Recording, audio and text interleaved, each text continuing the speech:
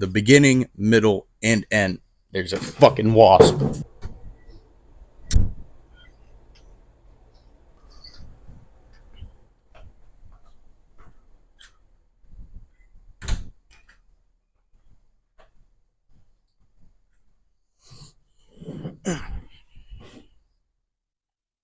Hello there, Star Wars Nerd 00 coming at you with another Let Me Explain.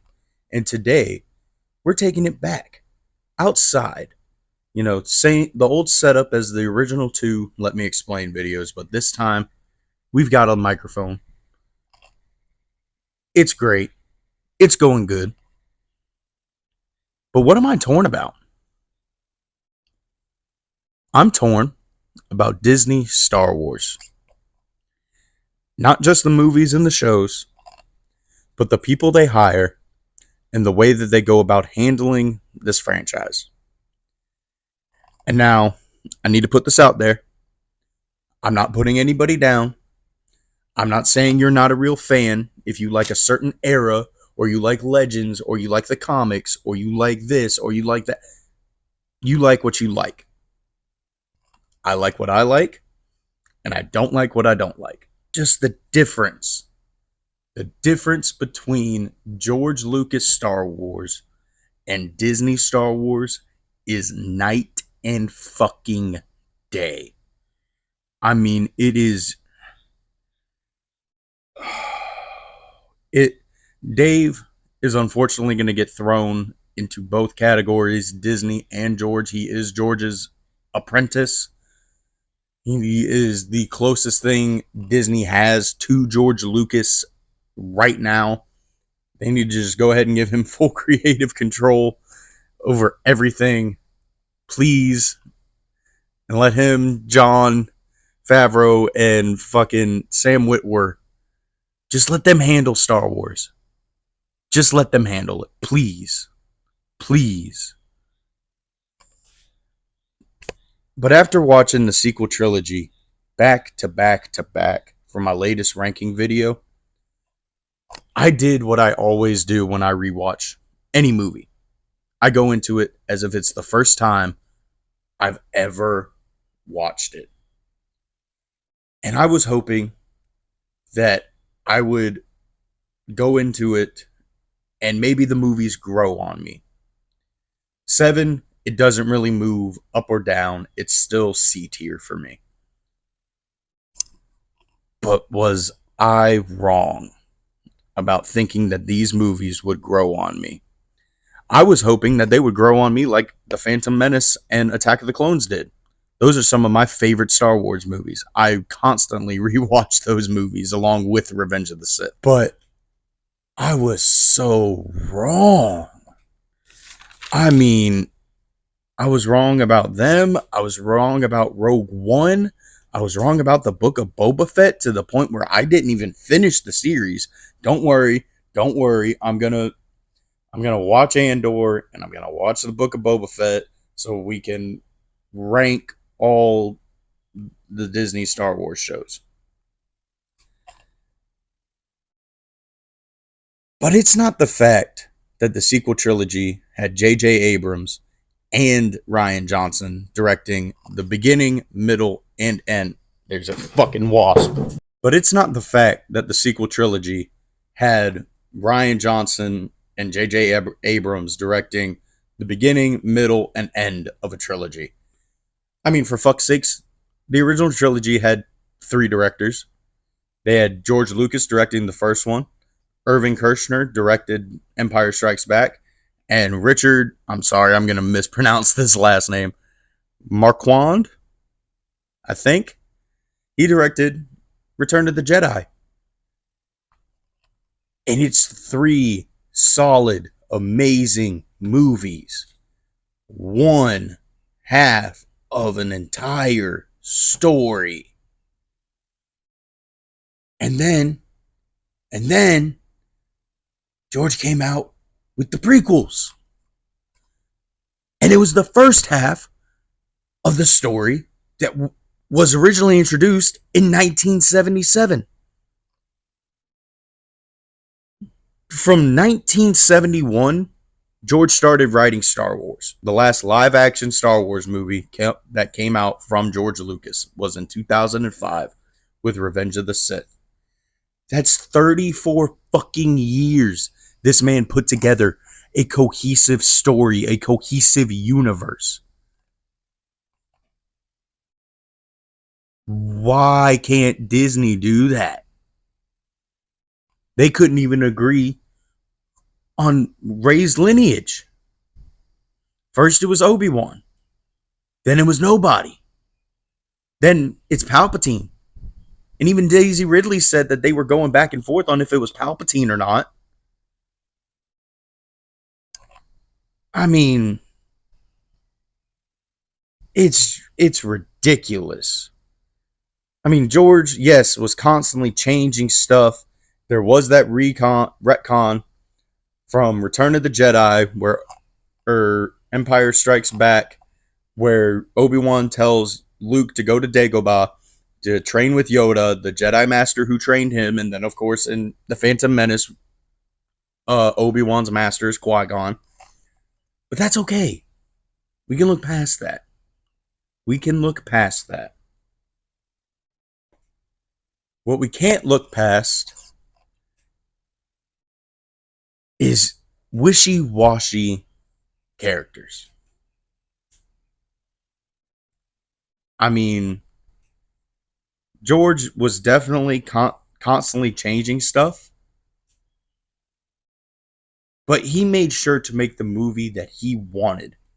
He was telling the story that he wanted to tell, not some stupid big corporate agenda pushing for profits, numbers, and millions upon millions. George managed to get the merchandise and the sequel rights for his movies. 20th Century Fox had no faith that Star Wars would take off. They took his directorial fee, or whatever it was, and he got the merchandising and the sequel rights. They couldn't make Empire Strikes Back, even if they wanted to, without George. And Disney's just out here handing shit left and right. Motherfuckers that don't even care. That don't even like Star Wars. That forget that they're making a Star Wars project. That like to take real life agendas and put them in the show. Or in canon. Leslie Headland. C-3PO apparently is gay and R2-D2 is a lesbian. They're fucking droids. They don't have a sexual fucking orientation. And now, take it from me. I'm bi. I'm bisexual. I go both ways. But I don't need to see that shit in Star Wars. It don't bother me, but I don't need to see it. You don't need to come out and say that your show is going to be the gayest Star Wars. Star Wars is space wizards, the Force, and laser swords. I mean, just give us a good story written around that. What's so hard? I mean, yes, you can say whatever you want about George's, writing, his frickin' directing. The man put out some of the greatest movies in cinematic history and reshaped, reforged, resparked the fire in the way that movies were made. I mean, I'm pretty sure, I should have looked this up, but I'm pretty sure the dude owns THX, or owned it he owned it or began it, whatever. The man's fucking wild, bro. I mean, for fuck's sakes, when George was in charge of Star Wars, how many Star Wars games did we get? Sure, The Force Unleashed 3, Battlefront 3 never happened. But it's better than what's going on now. I mean, what they announced the Mandalorian game and then it's gone. 1313. I'm sure they cut off support for Battlefront 2 as it was getting good. I mean, come on, man. Disney didn't even let their actors for the sequel trilogy read the script until they signed on and agreed to do everything. Then they got to go inside of a little room. Now, sure, yes, George fucking, he it was green screen. The prequels was all the actors were basically acting in front of a green screen, and Liam Neeson made him go over budget because he was so tall. But that's just ridiculous. How are you going to write a script, hire on people, and not even let them read it? That just baffles me. That honestly baffles me. And now, don't get me wrong. Disney has put out some banger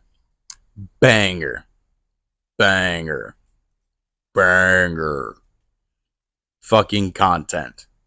I mean, we got Ahsoka. We got parts of Kenobi.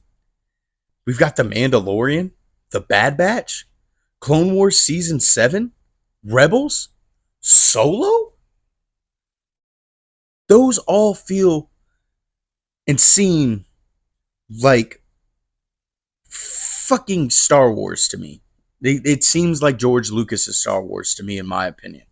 Now, do I have problems with them? Yes, of course. Nothing's perfect. But unlike the sequel trilogy, they didn't ruin any legacy characters. They didn't. Han Solo, Boba Fett, Luke Skywalker, the entirety of Anakin Skywalker's legacy and redemption are all examples of, in my opinion, it's not the same as George Lucas's Star Wars. Those are not the same characters.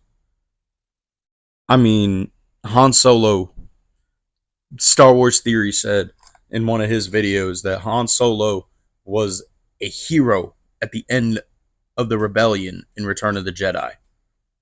Now he's a deadbeat dad. Emphasis on dead. Boba Fett. Yes, George did kill him off in the stupidest way, but he didn't know that everybody liked Boba Fett. He had no idea. And now, I'm pretty sure Jon Favreau wrote the book of Boba Fett, and he also wrote The Mandalorian. How in the fuck does Boba Fett go from a badass in The Mandalorian to getting his ass whooped like 6 times within the first episode, man? Like, every single scene that I remember was him getting his ass beat and waking up in a Bacta tank. That don't scream the best bounty hunter in the galaxy. Luke Skywalker. We're not even going to talk about this one. I want to, but we don't have the time. We genuinely do. I might make a video. I might make a video later. We'll see. And Anakin Skywalker's redemption. A chosen one will come and bring balance to the Force, born of no father. And y'all ruined his legacy. You buried his lightsaber in the sand. I mean, what are you doing? This is not the same Star Wars that I've read in countless fan stories, that I've watched countless times on my DVD player, that I've read in books. They can't be the same characters. They just can't be. I mean, for fuck's sakes, Mark Hamill, John Boyega, Adam Driver have all spoke out during or after the sequel trilogies came out. Mark Hamill especially. He talked shit about The Force Awakens. He talked shit about his him not having dialogue or a major part in 7. He argued with Ryan Johnson about the change of his character. I mean, come on.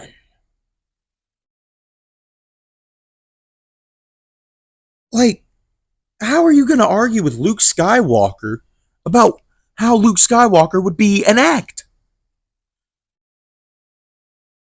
It's like going up to George Lucas and saying, hey, Anakin wouldn't turn to the dark side because of his attachments. No, yes, he would, absolutely.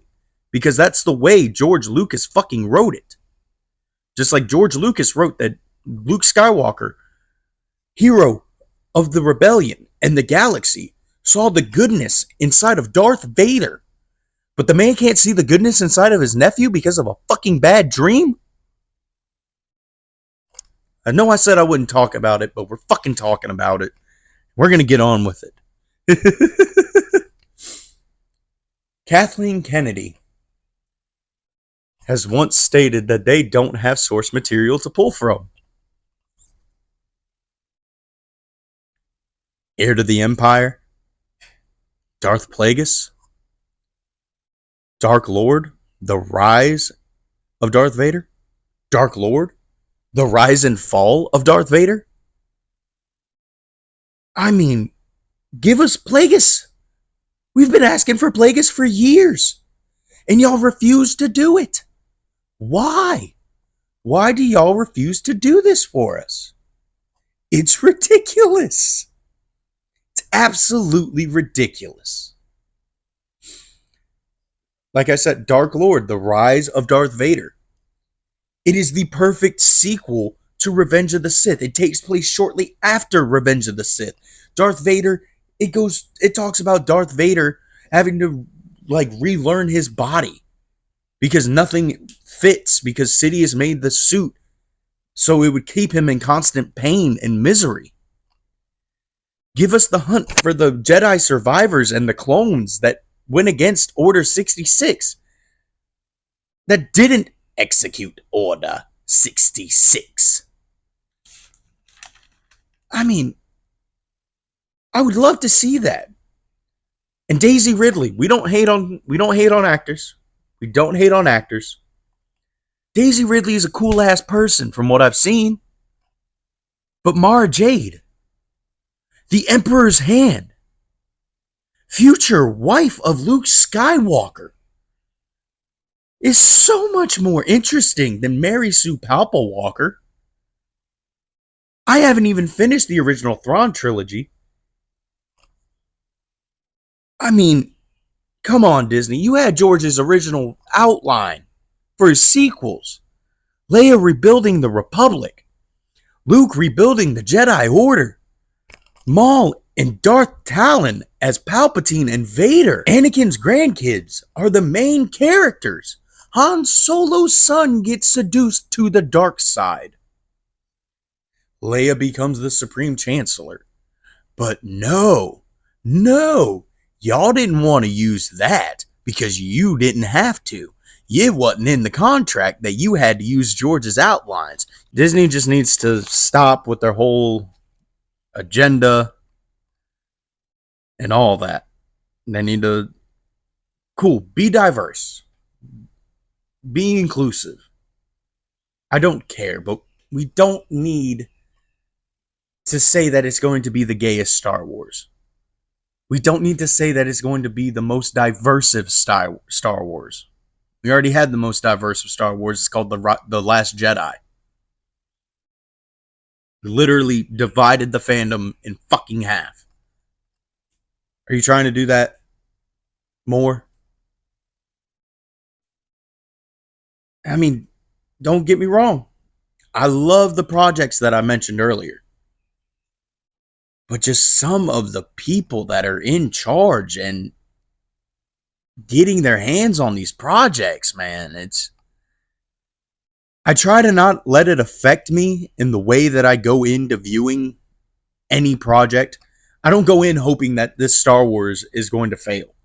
I mean, for fuck's sakes, I'm not even going into the Rey movie hoping that it sucks. I hope that it's good. I hope they redeem Rey. I hope they do more with Finn's character. I hope they do great things with Star Wars.